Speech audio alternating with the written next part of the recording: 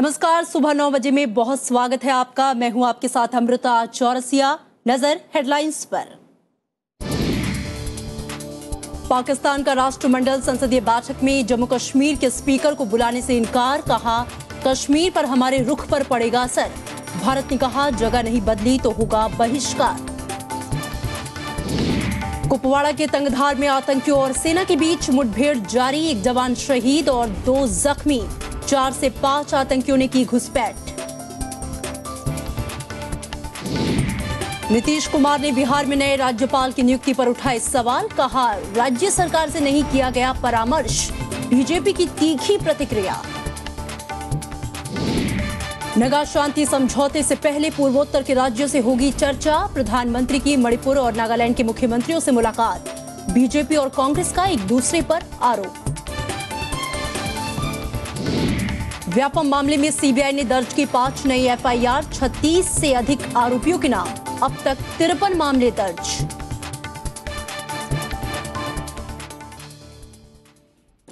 और चलिए अब खबरों को विस्तार से जानते हैं। पाकिस्तान राष्ट्रमंडल संसदीय बैठक में जम्मू कश्मीर के स्पीकर को नहीं बुलाने के अपने रुख पर कायम है।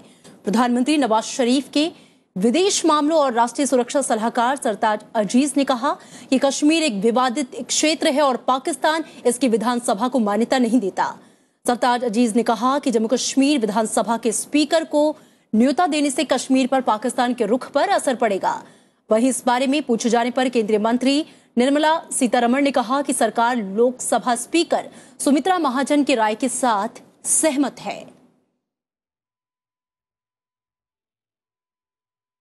इससे पहले भारत ने राष्ट्रमंडल संसदीय संघ की अध्यक्ष शिरीन शर्मीन चौधरी को पत्र लिखकर सम्मेलन में जम्मू कश्मीर के विधानसभा अध्यक्ष को नहीं बुलाए जाने पर नाराजगी जताई। लोकसभा अध्यक्ष सुमित्रा महाजन ने जम्मू कश्मीर के स्पीकर को बुलाने या फिर पाकिस्तान के बाहर सम्मेलन कराने की मांग की है। लोकसभा अध्यक्ष सुमित्रा महाजन ने राष्ट्रमंडल संसदीय संघ को खत लिखकर जम्मू कश्मीर विधानसभा के स्पीकर को आमंत्रित नहीं करने पर कड़ा ऐतराज जताया है और सम्मेलन को पाकिस्तान के बाहर आयोजित करने की मांग की है। भारत ने साफ किया है कि अगर ऐसा नहीं हुआ तो सम्मेलन का बहिष्कार किया जाएगा। An emergency meeting of the President of the Union chapter as well as the 31 India chapters of the CPA India region was held, in which they called on the chairperson of the CPA Executive Committee to use her good offices to immediately resolve the matter and ensure issue of invitation to the Jammu and Kashmir CPA branch, failing which the India chapters will boycott the event. Pakistan की ओर से अभी इस मामले पर कोई जवाब नहीं मिला है। जानकारों का कहना है कि पाकिस्तान भारत की ओर से संबंध सुधारने की कोशिश पर रुकावट डाल रहा है। नवाज शरीफ साहब और प्रधानमंत्री नरेंद्र मोदी की बातचीत रशा में होगी, तब से लगातार पाकिस्तान कुछ न कुछ ऐसी हरकत कर रहा है। पहले तो उसकी कोशिश ये थी कि बातचीत को सबोटाज कर ले। ऐसा लगता है कि पाकिस्तान की सेना और वहाँ के जो सिविलियन गवर्नमेंट है उसमें थोड़े सी डिफरेंसेस बढ़ते हुए नजर आ रहे हैं। कॉमनवेल्थ पार्लियामेंट्री एसोसिएशन का सम्मेलन 30 सितंबर से 8 अक्टूबर तक इस्लामाबाद में होना है। मेजबान होने की वजह से पाकिस्तान ने जम्मू कश्मीर के स्पीकर को इसमें नहीं बुलाया है। शुक्रवार को लोकसभा अध्यक्ष सुमित्रा महाजन की सभी राज्यों के विधानसभा अध्यक्षों के साथ बैठक में इस बारे में फैसला किया गया। Mohammad Fatih Tipu, Rajya Sabha TV. जम्मू कश्मीर में कुपवाड़ा जिले के तंगधार सेक्टर में सेना और आतंकवादियों के बीच कल से मुठभेड़ जारी है। मुठभेड़ में सेना का एक जवान शहीद हो गया है जबकि 2 घायल हैं। नियंत्रण रेखा पार कर 4 से 5 आतंकवादियों के भारत में घुसने के बाद ये मुठभेड़ शुरू हुई। सेना ने आतंकियों से आत्मसमर्पण करने को कहा, लेकिन आतंकियों ने गोलीबारी शुरू कर दी। पिछले 1 महीने से घुसपैठ की ये 6ठी कोशिश है। इससे पहले आतंकियों ने गुरदासपुर और उधमपुर में हमला किया था।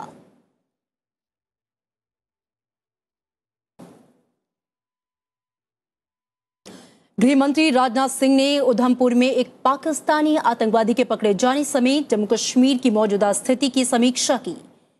दिल्ली में राष्ट्रीय सुरक्षा सलाहकार और केंद्रीय गृह सचिव सहित शीर्ष अधिकारियों के साथ बैठक में गृह मंत्री ने जम्मू कश्मीर में सुरक्षा व्यवस्था कड़ी करने के निर्देश भी दिए। गृह मंत्री ने विशेष तौर पर सीमा से लगे क्षेत्रों में सुरक्षा बढ़ाने के निर्देश दिए ताकि सीमा पार से घुसपैठ की कोशिशें नाकाम हो सके।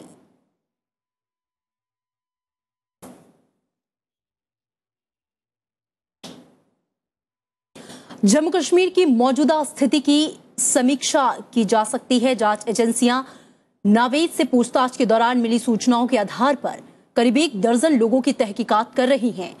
आधिकारिक सूत्रों के मुताबिक नावेद की मदद करने के मामले में गिरफ्तार पहला व्यक्ति एक ट्रक ड्राइवर है जो आतंकियों को कुलगाम से उधमपुर के समरूली तक लाया था। दूसरा व्यक्ति पुलवामा में एक बेकरी का मालिक है। और इस बीच राष्ट्रीय जांच एजेंसी यानी कि NIA ने उधमपुर आतंकी हमले में जम्मू में अपना शिविर कार्यालय खोला है। नावेद शुक्रवार देर रात जम्मू से श्रीनगर लाया गया और उसे उन सभी जगहों पर ले जाया जा रहा है जिसका जिक्र उसने पूछताछ के दौरान किया था। प्रधानमंत्री नरेंद्र मोदी ने भरोसा दिया है कि नगा शांति समझौते को अंतिम रूप देते वक्त पूर्वोत्तर के मुख्यमंत्रियों से बात की जाएगी। प्रधानमंत्री से कल मुलाकात के बाद मणिपुर के मुख्यमंत्री ओक्राम इबोबी सिंह ने ये जानकारी दी है। नागालैंड के मुख्यमंत्री TR जेलियांग भी कल नरेंद्र मोदी से मिले। प्रधानमंत्री नरेंद्र मोदी ने कल मणिपुर और नागालैंड के मुख्यमंत्रियों से मुलाकात में नगा शांति समझौते के प्रारूप पर चर्चा की। मणिपुर सरकार ने एक बयान में बताया कि प्रधानमंत्री ने मुख्यमंत्री ओक्राम इबोबी सिंह से कहा कि शांति समझौते को अंतिम रूप देते वक्त राज्य सरकारों से बात की जाएगी। नागालैंड के मुख्यमंत्री TR जेलियांग ने कहा कि NSCN-IM के साथ 3 अगस्त को तय रूपरेखा के मुताबिक शांति समझौते की तरफ बढ़ा जाएगा। केंद्र सरकार ने यह भी कहा कि आखिरी समझौते से पहले सभी राज्यों के हितों की रक्षा की जाएगी। टेरिटोरियल के बारे में मैं अभी कोई कमेंट पास नहीं करेगा, लेकिन मैं एश्योरेंस ये दे रहा हूँ कि जो इंटरेस्ट है अरुणाचल, असम, मणिपुर का इंटरेस्ट को बाईपास नहीं किया जाएगा। इस बीच बीजेपी ने नगा शांति समझौते के प्रारूप पर सवाल उठाने के लिए कांग्रेस की आलोचना की है। पार्टी नेता निर्मला सीतारमण ने आरोप लगाया कि कांग्रेस हाईकमान के दबाव में कांग्रेस शासित राज्यों असम, मणिपुर और अरुणाचल के मुख्यमंत्रियों ने अपना रुख बदल लिया है। Congress party should introspect rather than criticize the government, even on a measure like this, which has waited for a very long time. Several governments have been engaged in it. It is good for the country. It's good particularly for the Northeast. I think the approach of the Congress party should be far more in the national interest. Congress ने भी BJP के आरोपों पर पलटवार किया है। Party ने कहा कि पहली बार ऐसा हुआ है कि पूर्वोत्तर के किसी समझौते पर गृह मंत्रालय को जानकारी नहीं थी। मैं ये समझ सकता हूं कि कांग्रेस के जो मुख्यमंत्री थे उनसे तो पूछा ही नहीं गया। अब तो हिंदुस्तान के गृह मंत्री भले अकॉर्ड में बैठे हुए, उनके मंत्रालय को क्या क्या उस अकॉर्ड में हुआ है उनको ये नहीं पता था। मैं समझ सकता हूं ऐसा अकॉर्ड तो ऐतिहासिक पहले बार हुआ होगा कि गृह मंत्रालय को ही नहीं पता कि कौन सा अकॉर्ड दस्तखत हो गया। कांग्रेस अध्यक्ष सोनिया गांधी ने आरोप लगाया था कि समझौते से पहले असम, मणिपुर और अरुणाचल के मुख्यमंत्रियों को भरोसे में नहीं लिया गया। तीनों राज्यों के मुख्यमंत्रियों ने भी शुक्रवार को प्रेस कॉन्फ्रेंस में ये आरोप दोहराए थे। Bureau report, Rajya Sabha TV.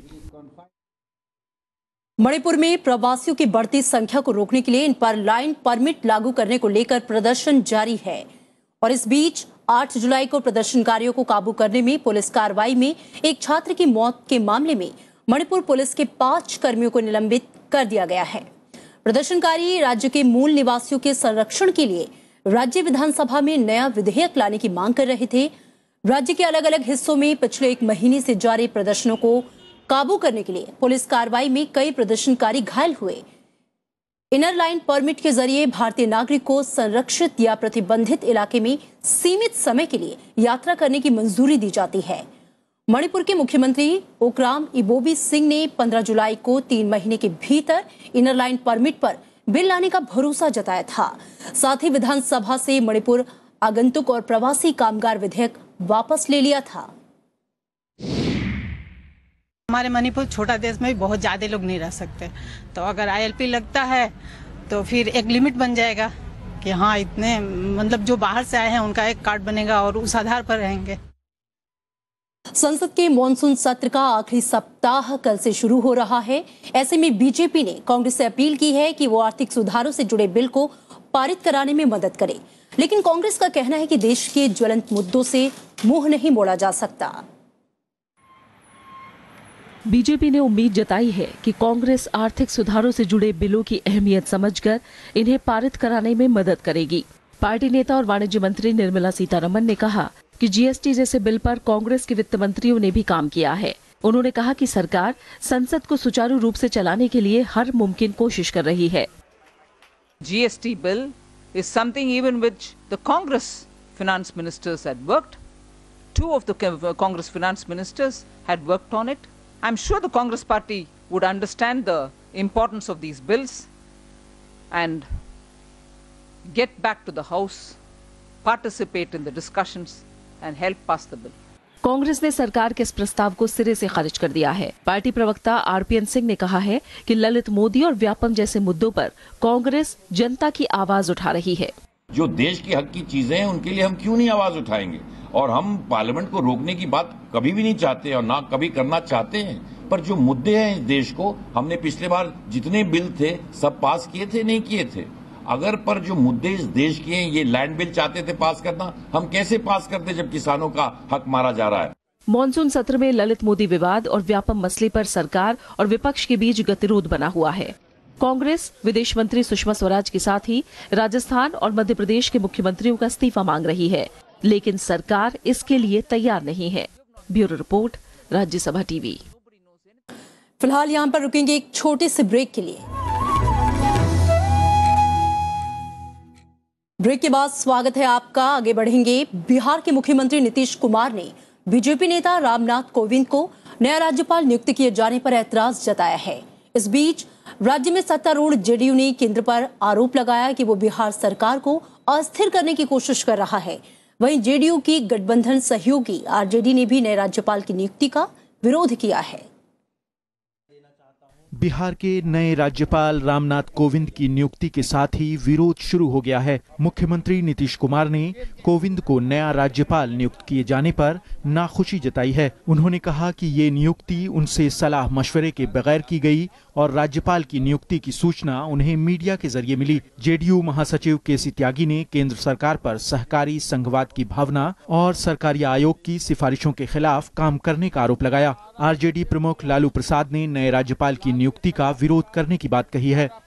मुख्यमंत्री को जो मुख्यमंत्री से बात करने की या मान लीजिए जानकारी देने की रही है, उसका भी निर्वहन नहीं हुआ। सभी राज्यों के मुख्यमंत्रियों को या तो विश्वास में लिया जाता है या एक पैनल दे करके उनकी स्वीकृति ली जाती है। ये बहुत दिनों के बाद ऐसा कार्य हुआ है। जनता दल उसकी निंदा करता है और सोमवार को संसद के दोनों सदनों में इसकी गूंज सुनाई देगी। सख्त विरोध है, सिस्टम को खराब कर रहा है नरेंद्र मोदी। क्या हुआ लालू जी? हाँ, ये governor without consent of the state government and the chief minister वहाँ से थोपा ये थोपा, तो इसका विरोध हम करते हैं। किस रूप में विरोध कीजिएगा? विरोध बन रहे विरोध करते हैं कि आरएसएस का सब भेज रहे हैं। मुख्यमंत्री नीतीश कुमार की आपत्ति पर बीजेपी ने तीखी प्रतिक्रिया व्यक्त की है। साथ ही उम्मीद जताई कि नए राज्यपाल बिहार में निष्पक्ष चुनाव कराने की कवायद करेंगे। अब हमारे जो नए राज्यपाल जी आए हैं, इनसे एक आशा तो जगी है कि माहौल थोड़ा बेहतर होगा और एक निष्पक्ष चुनाव कराने के लिए राज्यपाल जी पूरी कवायद करेंगे। बीजेपी नेता रामनाथ कोविंद केसरीनाथ त्रिपाठी की जगह लेंगे, जो नवंबर 2014 से ही बिहार के राज्यपाल का अतिरिक्त प्रभार संभाले हुए थे। पेशे से वकील कोविंद बीजेपी से 2 बार राज्यसभा में उत्तर प्रदेश का प्रतिनिधित्व कर चुके हैं। वो बीजेपी दलित मोर्चा के अध्यक्ष भी रह चुके हैं। उन्होंने बिहार का राज्यपाल नियुक्त किए जाने पर खुशी जताई है। जो टास्क दिया गया है वो जो ऐसे राज्य का है जहाँ पर कि चुनाव होने वाले हैं, तो स्वाभाविक है कि हलचल बहुत रहेगी वहाँ पर। लेकिन बिहार बहुत ही एक ऐतिहासिक दृष्टि से, सांस्कृतिक दृष्टि से और मुझे लगता है बहुत समृद्धशाली प्रदेश है और मुझे खुशी हो रही है वहाँ जाने की। बिहार के अलावा हिमाचल प्रदेश के लिए भी नए राज्यपाल की नियुक्ति की गई है। आचार्य देवव्रत हिमाचल प्रदेश के नए राज्यपाल होंगे। फिलहाल राजस्थान के राज्यपाल कल्याण सिंह हिमाचल प्रदेश का अतिरिक्त प्रभार संभाल रहे हैं। Bureau report, Rajya Sabha TV. Bihar में विधानसभा चुनाव 29 नवंबर से पहले करा लिए जाएंगे। पटना दौरे पर गए मुख्य चुनाव आयुक्त नसीम जैदी ने कल इसका ऐलान किया। वर्तमान विधानसभा का कार्यकाल 29 नवंबर को ही खत्म हो रहा है। आयोग की टीम ने कल राज्य के शीर्ष अधिकारियों के साथ बैठक की, निष्पक्ष चुनाव के लिए योजना बनाने का निर्देश दिया। बिहार दौरे के दूसरे दिन चुनाव आयोग ने राज्य के मुख्य सचिव, गृह सचिव के साथ जिलों के पुलिस अधीक्षकों और जिलाधिकारियों के साथ बैठक की। मुख्य चुनाव आयुक्त नसीम जैदी के नेतृत्व में 3 सदस्यीय चुनाव आयोग ने चुनावों में धनबल को रोकने, संवेदनशील इलाकों में अतिरिक्त सुरक्षा बरतने के अलावा कई मुद्दों पर अधिकारियों को निर्देश जारी किए। हमने डीजीपी को निर्देश दिया है कि इलेक्शन के पीरियड में और अभी से उसके ऊपर एक सख्ती रखी जाए, ताकि जो इलेक्शन का पीरियड है उसमें कम्युनल हार्मनी बनाए रखी जा सके, और ख़ास तौर से जो सेंसिटिव एरियाज हैं वहाँ पर पूरी के पूरी सख्ती रहे और उसके ऊपर ख़ास नज़र रहे। और उन्होंने हमें आश्वस्त किया है कि वो चुनाव आयोग के निर्देशानुसार कार्रवाई करेंगे। चुनाव आयोग ने नक्सल पीड़ित इलाकों में अतिरिक्त सुरक्षा बरतने के भी निर्देश दिए हैं। आयोग ने शुक्रवार को दौरे के पहले दिन पटना में करीब 10 राजनीतिक दलों के प्रतिनिधियों से भी मुलाकात की थी। इन दलों ने विधानसभा चुनाव के मद्देनजर अपने कई मुद्दे और चिंताएं आयोग के सामने रखी। पॉलिटिकल पार्टीज ने चुनाव की समय सारणी, फ्लड्स, त्यौहार इत्यादि को ध्यान में रखते हुए, चूंकि बिहार में बहुत सारे त्यौहार होते हैं, उसको ध्यान में रखते हुए उन्होंने कुछ सुझाव दिए हैं समय सारणी और चरणों के बारे में। वो हमने उनका इनपुट ले लिया है। अब चुनाव आयोग अपनी प्लानिंग प्रोसेस में उन इनपुट्स को विचार करेंगे और उचित समय पर यहाँ की समय सारणी और चरणों के बारे में उचित निर्णय लिया जाएगा। अगले 2 महीनों में कई त्योहारों के चलते इन दलों ने आयोग से चुनाव की तारीखों और चरणों के बारे में भी अपने सुझाव दिए। चुनाव आयोग के मुताबिक बिहार में 99.98% लोगों के पास वोटर ID कार्ड हैं और 62,000 से ज्यादा पोलिंग स्टेशनों की स्थापना की गई है। बिहार में पिछले 2 सालों में करीब 47 लाख नए वोटरों का नाम सूची में जोड़ा गया है। Bureau report, Rajya Sabha TV. और इस बीच प्रधानमंत्री नरेंद्र मोदी आज गया के गांधी मैदान में एक चुनावी रैली को संबोधित करेंगे। नरेंद्र मोदी दिल्ली से आज सुबह 11:30 बजे गया के लिए उड़ान भरेंगे। रैली की शुरुआत दोपहर 1 बजे होगी। इस रैली को लेकर तैयारियां पूरी हैं। नरेंद्र मोदी की इस रैली को देखते हुए सुरक्षा के भी कड़े इंतजाम किए गए हैं। रैली पर नजर रखने के लिए 50 CCTV कैमरे, 40 मेटल डिटेक्टर और 5,000 पुलिसकर्मियों को तैनात किया गया है। इससे पहले मुजफ्फरपुर में भी प्रधानमंत्री रैली कर चुके हैं। सीबीआई ने व्यापम मामले में 5 नई FIR दर्ज की है। इन मामलों में 36 से अधिक लोगों को आरोपी बनाया गया है। ये FIR सिपाहियों की भर्ती और PMT टेस्ट में धांधली से जुड़ी है। जांच एजेंसी ने अब तक व्यापम घोटाले में 53 FIR दर्ज की है। इन मामलों में पहले मध्य प्रदेश पुलिस ने मामला दर्ज किया था। अब सीबीआई ने इसकी जांच अपने जिम्मे ली है। सीबीआई जल्द से जल्द सभी मामलों में जांच शुरू करने की कोशिश में है। दिल्ली में बढ़ते प्याज के दामों को लेकर नेफेड ने एक बार फिर से दिल्ली सरकार को कटघरे में खड़ा किया है। नेफेड ने लेफ्टिनेंट गवर्नर को खत लिखा है, जिसमें कहा गया है कि वो प्याज के मुद्दों पर दिल्ली सरकार से बात करना चाहती है, लेकिन सरकार की तरफ से कोई सकारात्मक जवाब नहीं मिल रहा। नेफेड का कहना है कि अगर दिल्ली सरकार ने उनकी बात नहीं सुनी तो प्याज का स्टॉक खराब हो सकता है और प्याज और महंगी हो सकती है। नेफेड ने इस पूरे मामले में उपराज्यपाल से दखल देने की गुजारिश की है। आपको बता दें कि 2 दिन पहले नेफेड ने दावा किया था कि उसने दिल्ली सरकार को प्याज की बढ़ती कीमतों के बारे में कई दफा आगाह किया, बल्कि सस्ती दरों में प्याज खरीदने का ऑफर भी दिया था, लेकिन दिल्ली सरकार ने कभी कोई जवाब तक नहीं दिया। आलम यह है कि अब दिल्ली की जनता महंगा प्याज खरीदने को मजबूर है। पत्रकारों ने खुद पर हो रहे हमले और सुरक्षा को लेकर चिंता जताई। मौका था दिल्ली में चल रही मीडिया की आजादी और कानून पर सम्मेलन का। देश भर से आए जाने माने पत्रकारों ने मीडिया की चुनौतियों पर चर्चा की। दिल्ली में देश भर से आए पत्रकारों ने शनिवार को मीडिया की स्वतंत्रता और इससे जुड़े कानून पर चर्चा की। 2 दिन के इस सम्मेलन में मीडिया के कॉरपोरेट स्वामित्व और पत्रकारों पर पड़ने वाले उसके प्रभाव पर बात हुई। local publication, the local radio station, the local newspaper, the local TV channel, it is really becoming increasingly difficult and a challenge for them to just survive.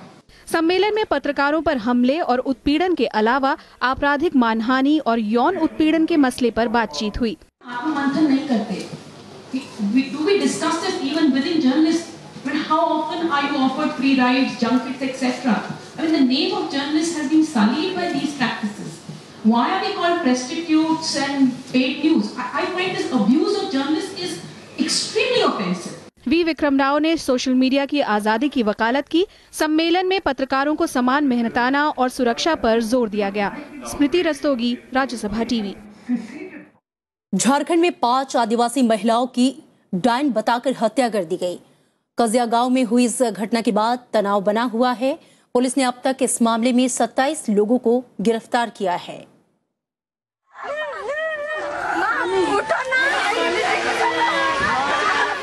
रोते बिलखते परिवार के लोग, इनके दहाड़ किसी की भी आंखों में बरबस आंसू भर दे। कोई चीख कर मातम मना रहा है तो कोई सदमे में चला गया है। रांची से महज 35 किलोमीटर दूर कंजिया गांव में कल रात से सिर्फ और सिर्फ आंसू बह रहे हैं।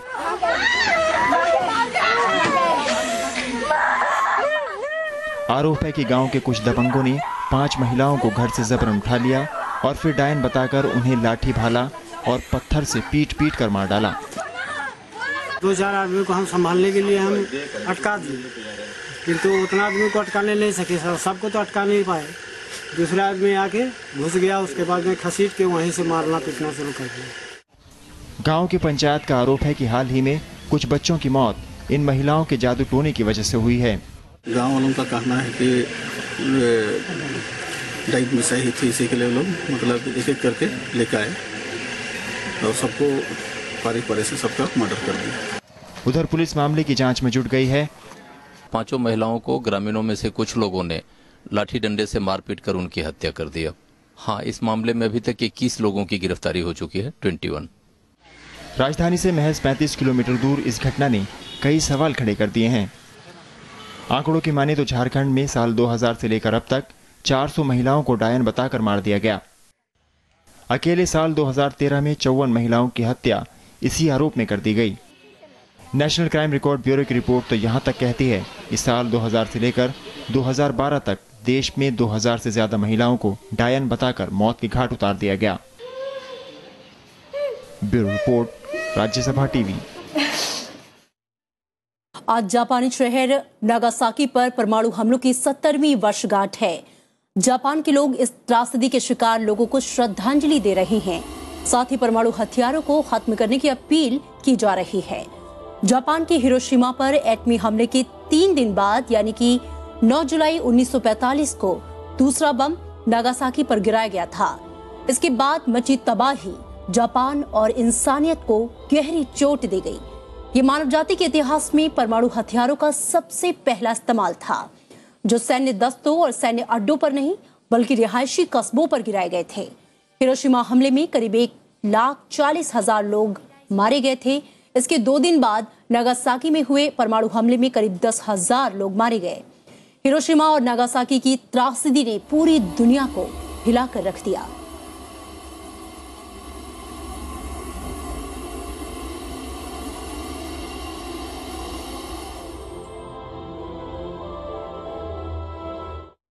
और फिलहाल बुलेटिन में इतना ही, लेकिन चलते चलते नजर हेडलाइंस पर।